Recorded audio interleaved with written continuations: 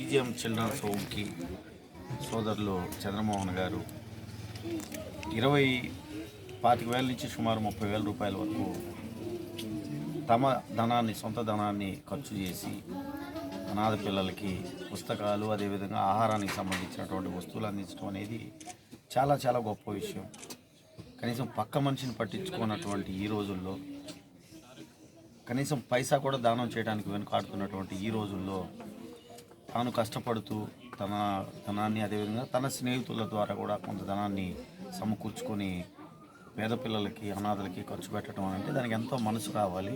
ఇంత చిన్న వయసులోనే అంత గొప్ప మనసు కలిగినటువంటి వీళ్ళు నిజంగా అభినందనీయులు.